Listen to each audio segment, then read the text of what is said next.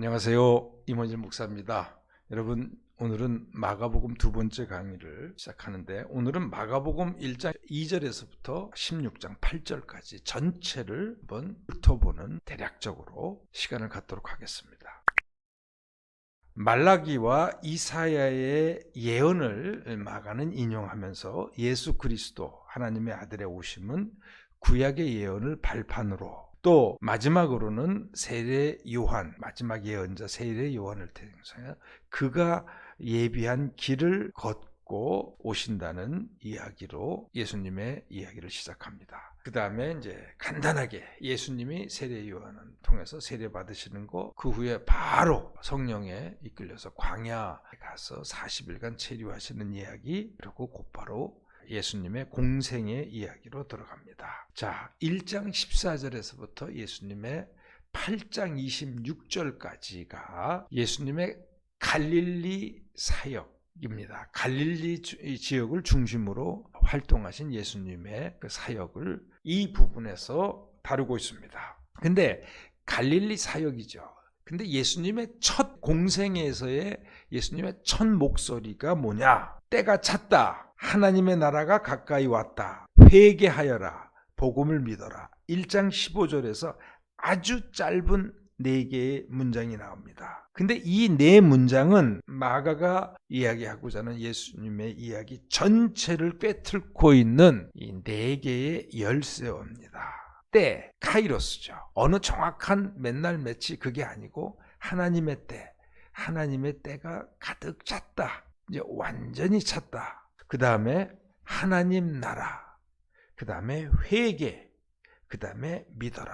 요 4단어가 이제 마가복음을 읽으면서 우리가 계속 생각해야 되는데, 이 마가복음을 듣는 사람들에게, 또 읽는 사람들에게, 독자들에게 마가는 이 4단어를 가지고 계속 질문하면서 자신이 이제부터 시작하는 복음의 이야기를 듣도록 합니다. 하나님의 구원의 때, 하나님께서 오랫동안 예언자들을 통해서, 구약을 통해서 약속하신 그 때, 그 카이로스가 예수님을 통해서 진정 우리 가운데 온 것인가? 아니면 이 질문 두 번째, 하나님의 나라, 하나님의 전권적인 통치는 예수를 통해서 이루어졌는가? 아니면 여전히 현실의 나라, 즉 신약 성서에 완전히 배경되는 현실의 나라는 로마죠.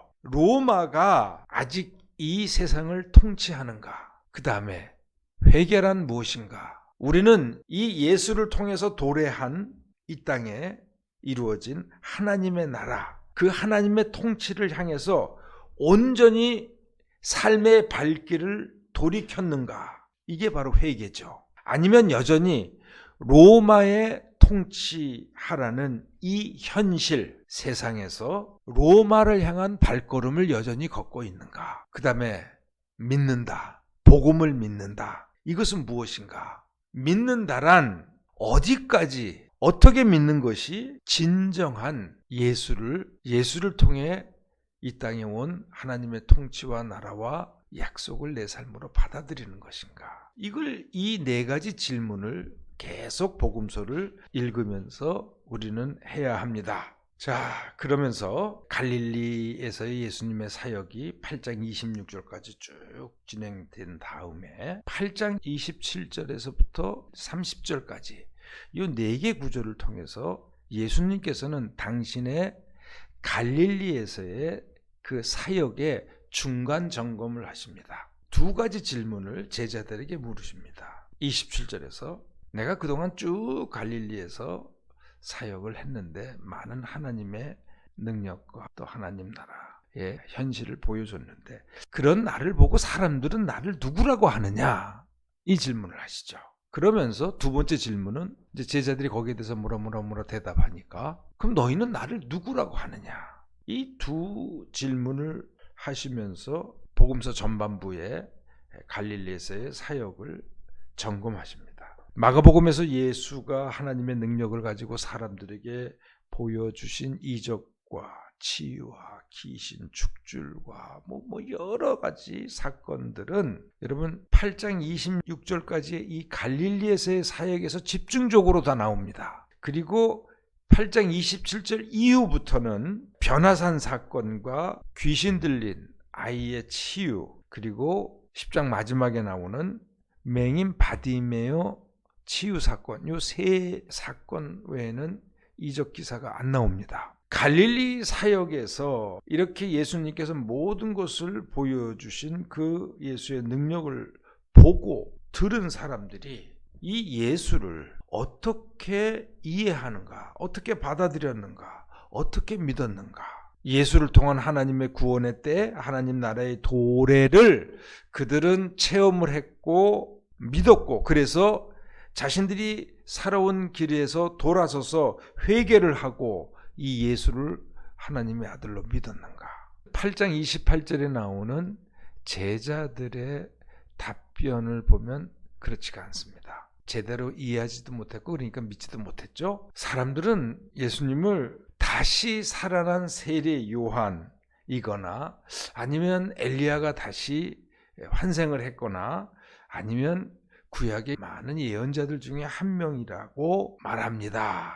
이것은 아직도 사람들은 모든 걸 보고 들었지만 예수님이 누군지를 제대로 알지 못하고 있다는 겁니다. 즉 하나님의 약속하신 하나님의 아들 메시아로 아직 믿지 못한다는 거죠. 자, 그런 제자들의 답변을 듣고 예수께서는 좋아, 사람들은 그렇다고 치자. 그럼 너희는? 하고 또 질문하십니다. 예수님과 동고동락을 하면서 가장 가까이에서 모든 것을 보고 들은 너희들은, 너희 12명은 나를 누구라고 생각하느냐. 그 다음에 이어지는 이 베드로의 고백이 제자들이 어떻게 예수님을 이해하고 따르는가를 대변해 줍니다.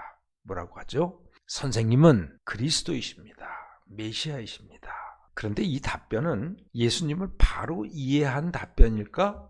예, 메시아라고 그리스도라고 고백을 합니다.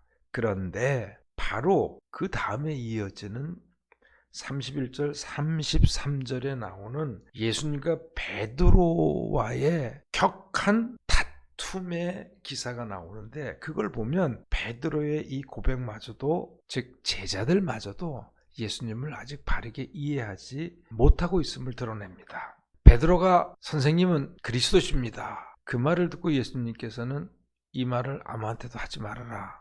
침묵을 강요하시면서 처음으로 예수님이 순환 예고를 하십니다. 이제 내가 예루살렘에 올라가면 사람들에게 버림을 받고 죽임을 당하지만 사흘 만에 다시 살아날 거다.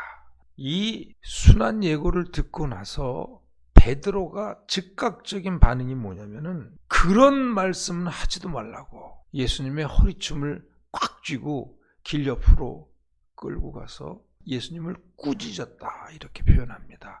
꾸짖어서 뭐라고 하냐면 그런 말씀은 하지도 말라고 이렇게 항의하자 예수님께서는 또 그 베드로를 보고, 조금 아까 당신을 그리스도라고 고백한 이 베드로를 보고 사탄아, 내 뒤로 물러서라. 너는 하나님의 일을 생각하지 않고 사람의 일만 생각하는구나. 베드로를 향해서 사탄이라고까지 예수님이 거칠게 쏘아붙이십니다. 여러분, 이 베드로의 고백이 마태복음 16장 13절에서 20절까지 나오는데, 여기서는 예수님이 얼마나 베드로를 칭찬하시고 네가 이렇게 고백하는 것은 성령께서 너를 감동시켜서 나온 말이다. 그리고 내가 네 고백 위에 나의 교회를 세우고 천국의 열쇠를 주겠다. 뭐 이렇게까지 칭찬하시는데, 여기서는 사탄아 물리서라고 바로 나옵니다. 마가가 복음서의 전반부 이야기를, 갈릴리에서 예수님의 공생의 사역을 이렇게 마무리 짓는 의도는 무엇인가? 속 시원한 답이 없이 마가의 예수님 이야기는 이제 길을 확 다른 곳으로 틀어서 진행됩니다. 이제 갈릴리에서 예수님은 예루살렘으로 길을 잡아서 걷기 시작하십니다. 8장 27절에서부터 10장 25절까지는 여러분 마가복음의 가장 중요한 주제인 제자도를 다루고 있는 부분입니다. 예수님이 제자들과 함께 길을 가는 도중에 또는 길 위에서 묻는 질문으로 시작되는데, 여기서는 유난히 길을 가는 도중에 길 위에서 길을 떠나시는데 라는 등등의 길이란 말이 나오면서 이 길이 표지가 이 단락에서 계속되고 있습니다.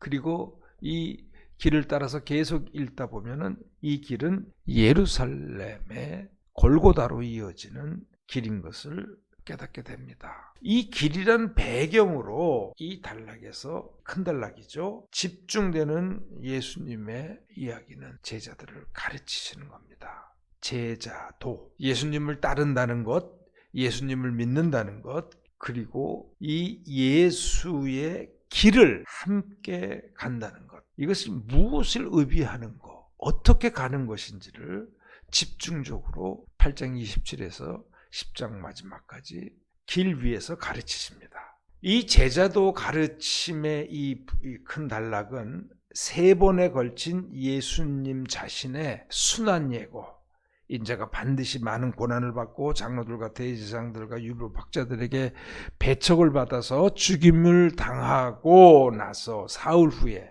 다시 살아나야 한다. 이것이 8장 31절, 9장 31절, 10장 33절, 34절에서 반복됩니다. 그리고 이 모든 말씀들이 길 위에서 펼쳐집니다. 그런데 또 여기서 우리가 놀라는 것은, 제자들은 이러한 예수의 길에 대해서, 즉 고난의 길에 대해서 듣고도 계속해서 어깃장을 놓는다는 겁니다. 베드로가 앞에서는 첫 순환예고를 통해서 이러시면 안 됩니다 하고 예수님에게 항의를 했죠. 그 다음에 두 번째 예수님의 순환예고 다음에는 무엇이 보도되고 있냐면, 제자들이 길 위에서 길을 오다가 자기들끼리 누가 우리 중에서 으뜸이냐 그 다음이냐 서열 논쟁을 했다는 보도가 나옵니다.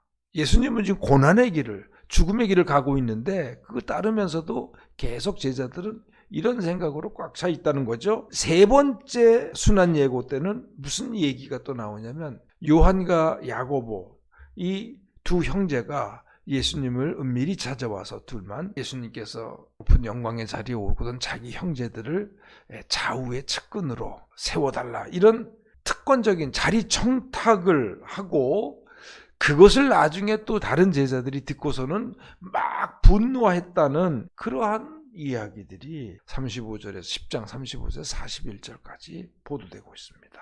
예수님의 순환예고, 고난의 길을 앞장서 가시는 예수님과 함께 가면서도 제자들은 전혀 다른 꿈을 꾸고 있다는 모습을 이 부분에서 마가복음 적나라하게 폭로합니다.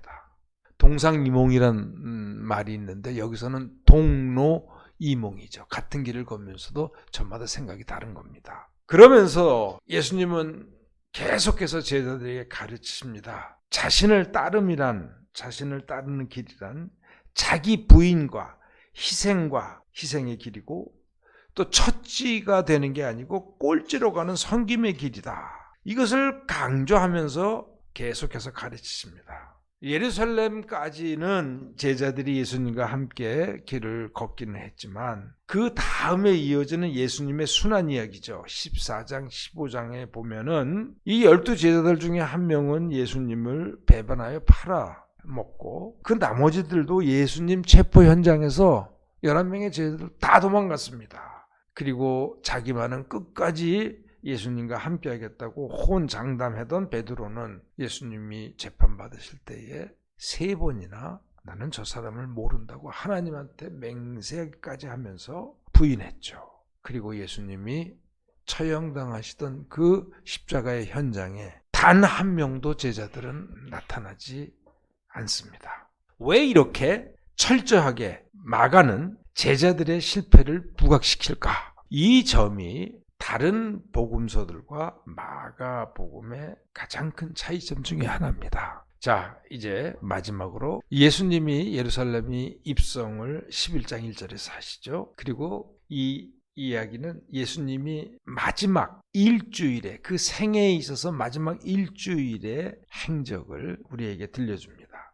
예루살렘의 입성과 함께 이어지는 이야기들은 어제 말씀드렸던 예수님의 무화과나무 저주 사건과 그 나무가 뿌리채 말라버린 그 사건 사이에다가 성전을 정화하신 사건이 소개되고, 이는 성전 전체가 무화과나무처럼 뿌리채 말라버릴 것을 예고하시는 기사다. 그 뒤를 이어서 다양한 성전 체제를 이끌어가고 있는 사람들, 사두개인들, 헤롯당, 바리새인들, 이런 사람들과의 논쟁 사건이 계속 예루살렘 성전에서 이루어집니다. 그걸 보도하고 있습니다. 그리고 13장에 와서는 소위 소묵시서라고도 말하는 세상의 종말에 대해서 예수께서는 말씀하십니다. 헤롯 대제가 지은 그 웅장한 성전을 보면서 감탄하는 한 제자에게, 네가 지금 이걸 보고 이렇게 놀라고 있느냐? 그러나 저 성전이 돌 하나도 돌 위에 남지 않고 다 무너질 것이다 라는 철저한 성전 파괴를 예고하시면서 시작되는 세상 종말의 이야기. 이거는 사실 먼 훗날 이루어질 그 일이 아니고 바로 주후 70년 제2성전 시대, 그 제1성전 시대와 헤롯이 지은 그 성전이 철저하게 파괴되는 멸망 사건, 당시에 이 신앙 공동체들이 겪었던 혹독한 경험을 상세하게 우리에게 전해주는 겁니다. 그러면서 예수께서는 말씀하시죠. 그러나 아직 종말은 아니다. 그러한 날이 왔더라도 복음이 모든 민족에게 전파되어야 한다. 하나님의 마지막 날, 그 다음에 그때가 언제냐? 그 날과 그 시간은 누구도 모른다. 나도 모르고 천사들도 모른다. 오직 하나님 아버지께서만 하신다. 다만 너희는 그날까지 깨어있으라. 영적으로 깨어서 늘 기도하며 미혹되지 말아라. 이런 메시지로 소위 묵시록이라고 하는 13장이 소개되고, 뒤이어지는 14장에서는 15장까지 예수님의 지상에서의 마지막 24시간이 소개됩니다. 예수를 죽일 음모를 필두로 그 음모가 어떻게 진행되었고, 그 다음에 예수님의 체포, 그 사이에, 그 직전에 예수님께서 제자들과 마지막 유월절 만찬을 하시는 것이 소개되고, 체포 이후에 산헤드린 공회에서의 한밤의 신문, 예수님에 대한, 그리고 새벽에 빌라도의 법정에서의 재판, 바로 사형 판결이 내려지고 즉시 사형이 집행되는 이 모든 과정을 신속하게 보도하고 있습니다. 그리고 오후 3시 마지막 숨을 거두시며 운명하시죠. 근데 마가는 예수님의 십자가에서의 운명과 함께 두 가지 사건을 보도합니다. 백부장의 고백은 지난번 강의에서 말씀드렸습니다. 근데 한 가지 더 있습니다.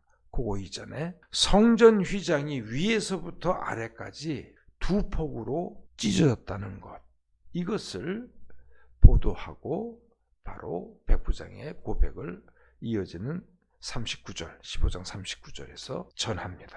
이 예수의 죽음과 성전 휘장의 완전한 찢어짐이죠. 일부러 그냥 찢었으면 됐다고 했는데 저 위에서부터 아래까지 완전히 두 쪽으로 찢어졌다.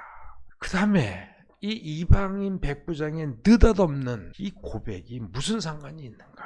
마가는 여기에 대해서 그 의미를 부연해서 설명해 주지 않습니다. 그리고 이제 16장 1절에서부터 8절까지 예수님의 부활 사건을 보도하는데, 여러분 사실은 우리가 성경을 보면 마가복음의 예수님 부활 사건은 8장에서 끝나지가 않고 20절까지 나옵니다. 근데 9절에서부터 20절의 내용은 마가의 원래의 본문에는 없었습니다. 고대 사본에는 다 9절에서 20절 부분이 안 나와요. 그런데 나중에 아니 왜 복음서 중에서 유일하게 이 마가만 예수님의 부활 사건을 다루지 않는가? 그래서 이상하다.